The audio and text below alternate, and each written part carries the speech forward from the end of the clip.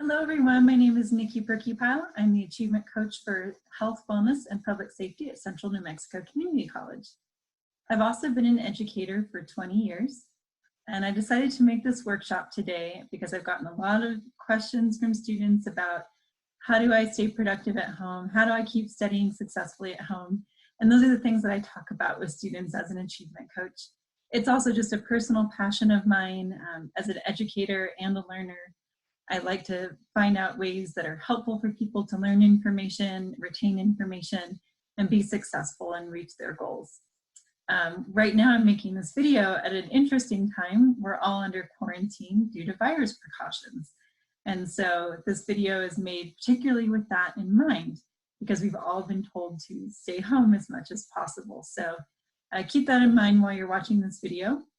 And you're welcome to use it in the future just for your own reference, but I'm going to be talking specifically about ways to study successfully at home, and I hope it's helpful for you. So the first thing I want to talk about is creating a space for yourself. This is really important for a lot of reasons. One of those big reasons is something that we call signaling. Our brain is really responsive to signals, and one example of this is I personally put my dental floss next to my toothbrush so that I remember to floss my teeth. And that seems really simple, but if I leave it in the medicine cabinet or in a drawer, I might not remember. Another example of signaling is when you're driving down the road and you see a big billboard full of delicious food, they're trying to get you to pull over and eat at their restaurant. And so our brain is really responsive to those things. So having a space, whatever kind of space you can make for yourself, really helps your brain, and it kind of tells your brain, okay, this is the time and place that I study. And so you may not have a lot of space in your home currently for that, so you might just end up finding a corner somewhere, but think about what might work for you. Think about a place that has good lighting, a place that might be a little bit quieter than another place. I've had a lot of students mention that they've been going outside to study and do their homework and various things like that. It gives them a change of scenery, fresh air, lots of natural light. So even if you have just a teeny little patio that you can get onto, or a really small apartment balcony, just that change of scenery sometimes works. But in your home, just think about some kind of little space you could make with objects, maybe with a little table somewhere. And what do you think is conducive to you? What's helpful for you for a study space? I mentioned on here that you want to avoid bedrooms if possible. There are a couple of reasons for that. One is that since our brain is responsible to signaling, when we go in our bedrooms, we tend to feel sleepy and tired. So that might not be the best when you're trying to study. Another reason is that studying in your bedroom or doing work in your bedroom can sometimes interfere with sleep because you kind of contaminate the area with stressful thoughts. You're worried about remembering the information, retaining it, understanding it. And so then your brain might have a hard time turning off at night. And so it might be harder for you to fall asleep or stay asleep because then it's not just a place of rest and relaxation. So even if you can borrow someone else's bedroom, if that's possible, that might even be helpful. But just be thinking about a space that you can make for yourself.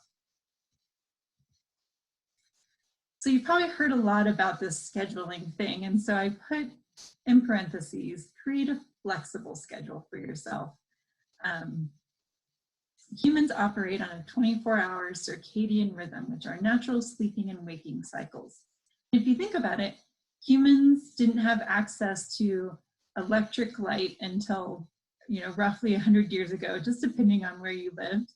And so our bodies are timed to be awake and alert when the sun is out, and they're programmed to get sleepy and tired as the sun goes down. And so just when you look at your week and you look at the different times each day, you want to try to schedule difficult activities that require a lot of brain power for the times that you are awake and alert.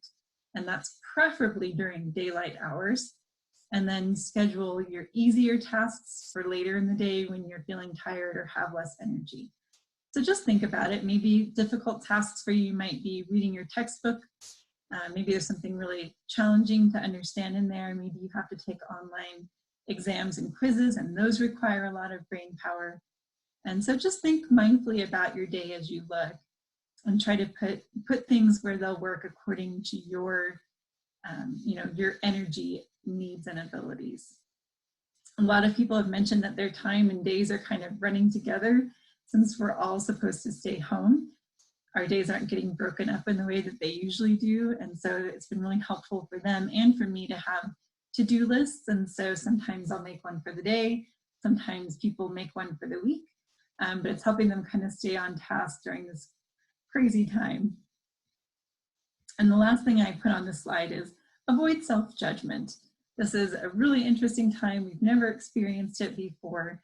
So if we're not on the schedule exactly the way we want to be, and our kids aren't on that schedule the way we were hoping, just be easy with yourself. Avoid judging yourself. Avoid judging your family members as much as possible. Just you do your best, and then you can just start over again the next day. So our next topic is active learning, which is important all of the time, not just at this time. But now there's a real challenge here where you're only taking classes online and you're only learning at home. And normally you might have a couple of different places to do that. When you're in class, of course, you've got an instructor who is explaining things. They might be using facial expressions and body language. They might be demonstrating something. And then you also have your classmates to interact with. So you might be having discussions, team projects, you might be doing quizzes with your classmates, all kinds of things. And at this moment, you're pretty isolated and working on your own. So I'm just going to challenge you to think of some ways that you can make your learning a little bit more active for yourself. So you could take some quizzes online, you could take some quizzes in your textbooks, draw out what you're reading. You might want to watch some videos that are related to the material that you're studying to make it come alive a little bit more. Khan Academy has recently added a lot more videos that are in the areas of health and sciences. And so they've really expanded their repertoire. So you can find good videos out there over a lot of the topics that you're probably learning about. It started out as just math. So another good idea that people have come up with is they're scheduling video chat sessions with their classmates so that they'll have some more interactive communication about what they're learning. And so they'll schedule a time to talk about the material, quiz each other, and just have another person to interact with that helps get that knowledge to stay in your brain. So pause this if you'd like to and think of a few active learning ideas that you think might work for yourself. So my next topic, this was inspired by a friend who has a 4-year-old daughter, and that daughter usually goes to preschool a couple of days a week. And of course, her school is closed down. And so her mom, who happens to be a teacher as well, planned some academic activities at home for a few days. And her daughter said, "Mommy, why are we doing school at home?" And I think a lot of people might feel that way now, is that usually those were separate things for most of us. And so it is difficult to be focused for everyone right now. This is a very big change. So I have some ideas here that I want to share with you, but you're welcome to come up with your own things that work for you. We already talked about your space, and so that's really helpful for a lot of people in focusing. Something that I used when I was in graduate school was a timer system. And so I put my phone in another room so I couldn't look at it, and I put it on silent. And then I used a kitchen timer, and I put like 45 minutes or an hour on my timer. And I had to work diligently for that period of time. And then I would take a movement break when it went off. And I would go change the laundry over, make some coffee, just to get up and move around, get re-energized, get your blood flowing. And then when you go back to your work, you have a better ability to focus. You've re-oxygenated your blood, and you just took a mental break there. So I would take short physical and mental breaks, and I would work for a few different study sessions. Then I would take a longer break or reward myself with something. So that could be a good time to get outside and take that walk. And of course, since our pets are very excited that we're home, one of your longer breaks might be taking them outside, get some exercise and some fresh air yourself, and your pet's also happy. but those can sometimes be some distractions too. So if it's possible to get into a space that doesn't have other people in it, that's really helpful for focus.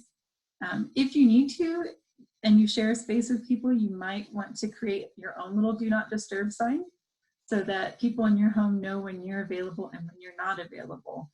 And that's just a nice way where you don't have to keep reminding them all the time. And then when you flip your sign over that you're available, they can come ask you for things. And then what's nice about this is that after you get in a few focused, then you can go take some time off guilt-free. Go do something fun together, go do something relaxing, and just enjoy guilt-free, and you don't have to be stressed that you're not studying at that moment. So it kind of gives you some freedom as well.